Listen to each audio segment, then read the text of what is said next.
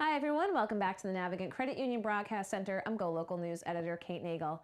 Thanks for joining us for the 4 o'clock show. If you missed the 3:30 with Josh Fenton and you have an interest in the book and movie First Man coming out, you'll be sure to want to catch that show. But as we usually do most Tuesdays, we check in as to what's taking place in politics in D.C. with Jennifer Lawless at the University of Virginia. How are you today, Jennifer? I'm fine. How are you? We are good, just glued to what is taking place inside D.C. Now, it's funny, here we are on Tuesday. It seems that last week's hearings and vote seems a while back, but it's still fairly fresh as everything is falling. As we say, the dust is settling. Clearly, the outcome was having the FBI conduct some additional investigations prior to a full Senate vote. Let's go back to the hearings itself. And again, any sort of different take now is we've got the liberty of having a few days to digest. Well, I mean, I think if the senators, especially the Democratic senators on the Judiciary Committee, wouldn't have been as stunned by the partisan and aggressive nature of Brett Kavanaugh's testimony, they might have been able to call attention to how his temperament might not be appropriate for the court in the hearing itself. But I think everybody was so taken aback by the tone that he struck that they weren't really sure how to respond. And so we've seen over the course of the last several days discussions about how the partisan nature of his confirmation hearing, the partisan nature of the inquiry, and the fact, for example, that he blamed the Clintons for this kind of investigation, might be disqualifying in and of themselves. But that seems a little bit late to make that argument. I think that was a big surprise, and the senators weren't necessarily well equipped to handle that surprise. Do you think that that was the goal of Team Kavanaugh, if you will? Did we really see a true glimpse into the actual persona and being of Brett Kavanaugh? Or was that meant to be the theater of distraction, if you will? As you said, it put Democratic senators right back on their heels. Well, I don't necessarily think those are two different things. It's clear that that performance was geared to make Donald Trump double down in his support for Brett Kavanaugh. And the problem there, of course, is that if that's how Kavanaugh actually really is, we should raise an eyebrow. And if Kavanaugh is willing to act that way simply because the president told him to, then that compromises the independence of the court, what is left of it anyway. And so, I think that's what's so tricky about analyzing this testimony. He was either the kind of person who's just explicitly disrespectful and aggressive, which a lot of the Democrats would argue he is, or he's a pawn of Donald Trump, which doesn't necessarily seem appropriate for a Supreme Court nominee. And so let's talk a little bit about the vote the following day. Very interesting. You wonder if Senator Flake had a clock on the field as he was making the appeal for an FBI investigation. And Chairman Grassley comes in, looks at his watch, and says 2 hours. Do you think he was aware of the 2-hour rule at this point? I don't think anyone was aware of the 2-hour rule. I mean, you can see the senators. I was watching it live, but you can see the senators say, What do you mean the 2-hour rule? We haven't actually been here for 2 hours, because they had not been meeting for about an hour and 45 minutes of that 2 hours. They were waiting for Flake to finish his conference with Chris Coons and the other Democrats. And so it was definitely a tactical move. But by the same token, it's Jeff Flake's fault. And so it's questionable as to whether he would have made that request had he not been confronted by two women in the elevator who explained their own sexual assault backgrounds to him. It's questionable whether he would have made that calculation if the Democrats wouldn't have been able to seize on the fact that he seemed a little bit shaken. And so I'm not sure that he should be that surprised that it wasn't that well received. And let's talk a little bit about the substance of the questioning of Brett Kavanaugh and the answers that he gave that folks are still continuing to parse to this very moment.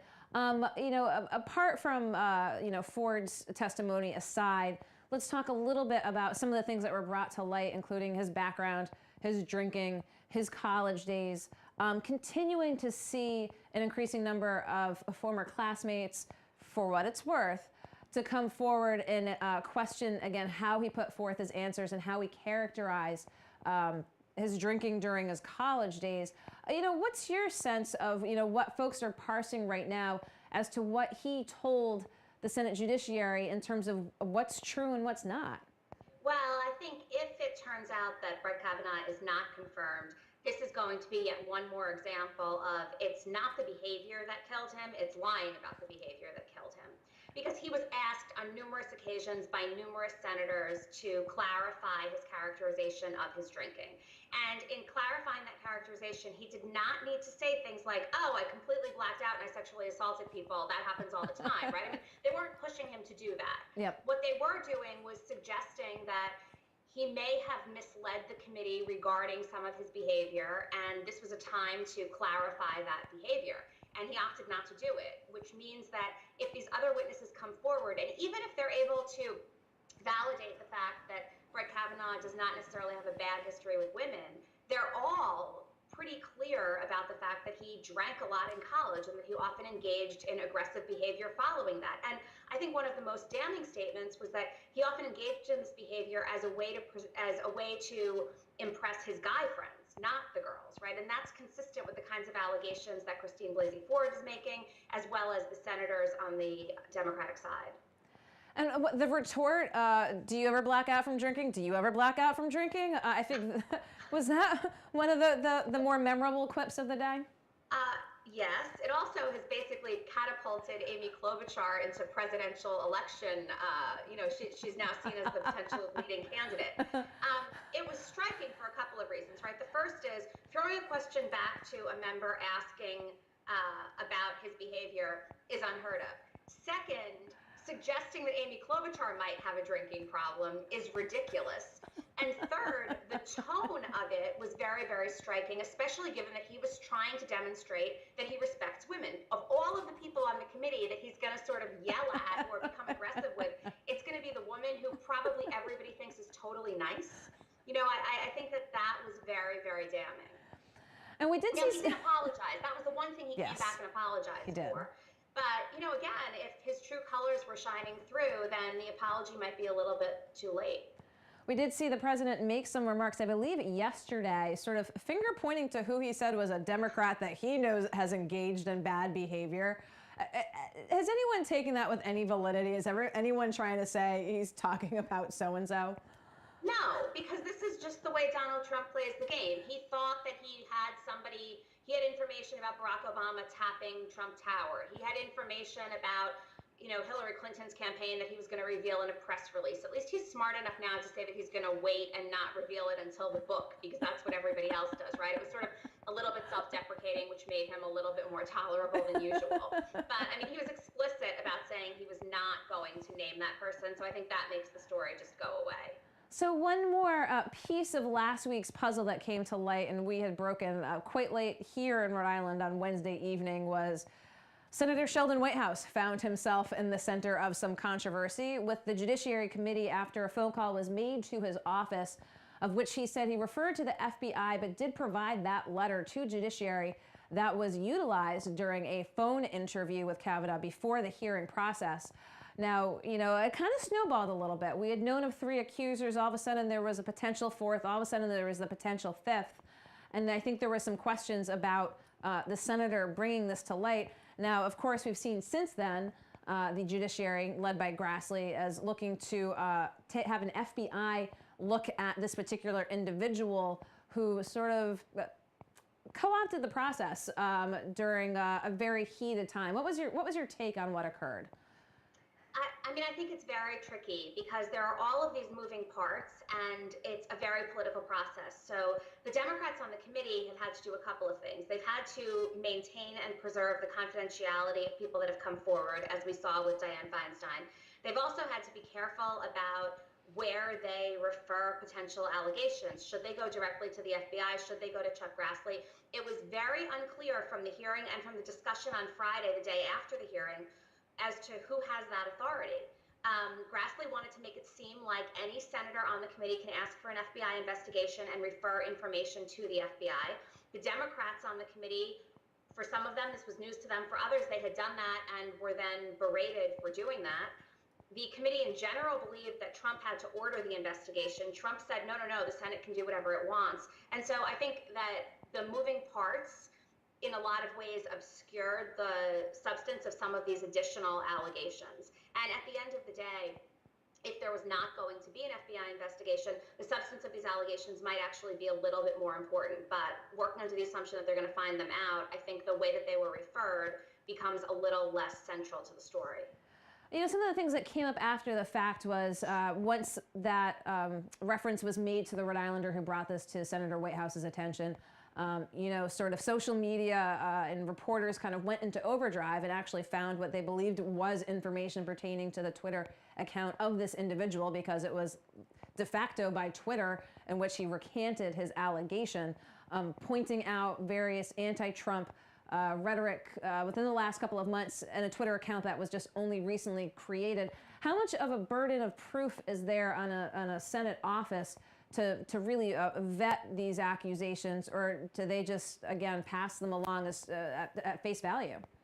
Oh, I think that Senator Whitehouse would have been damned if he did and damned if he didn't, right? If he would have looked at the allegations and said, it seems like there's a little bit too much going on, I'm just going to keep this to myself, and that came out, he would be charged with having obstructed in some way, shape, or form.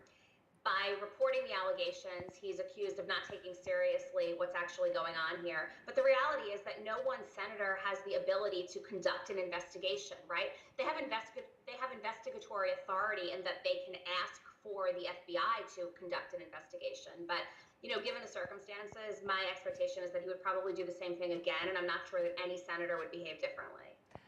Let's talk to the weekend and the response to a couple of Saturday Night Live skits. So I've got to say that I have not been a fan of Matt Damon since Good Will Hunting, but he's back on my top 10 list. I thought he was excellent. Now, what do you have to say, though? I'm sure you've seen it, because the right harped right on it was Matt Damon's own relationship with Harvey Weinstein.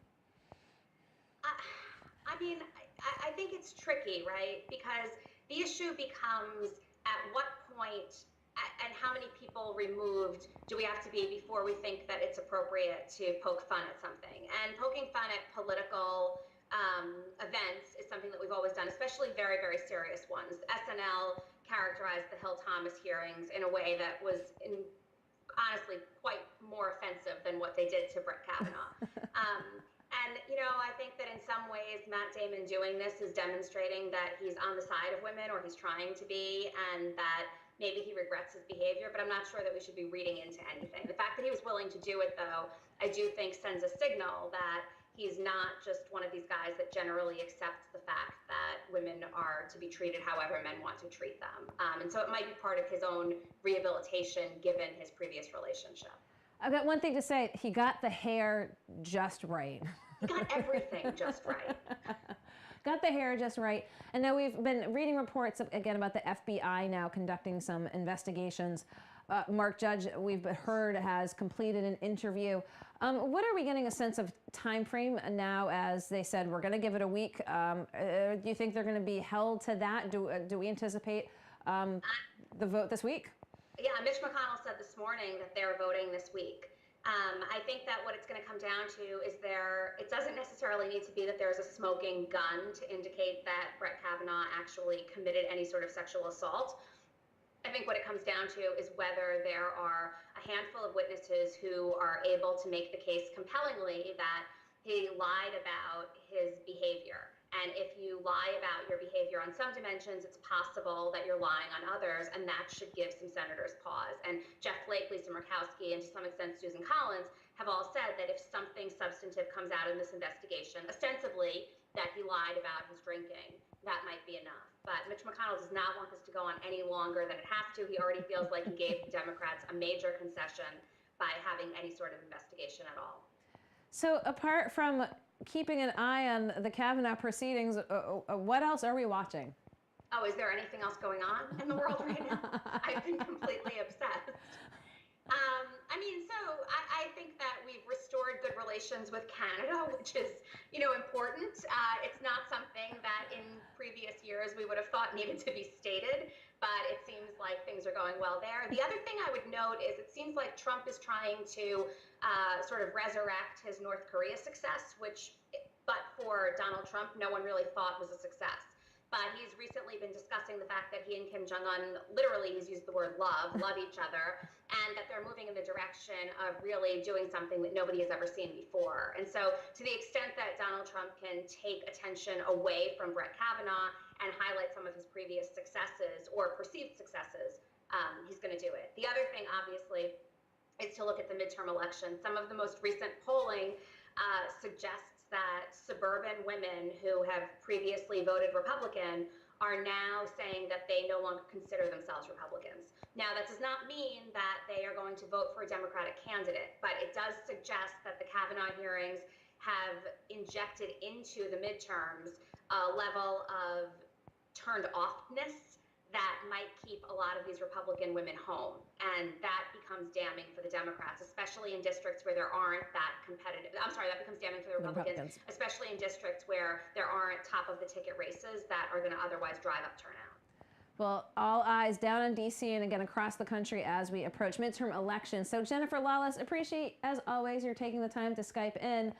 We're going to let you go, and we're going to sign off here because just following me, Laura Afonso is going to be with a new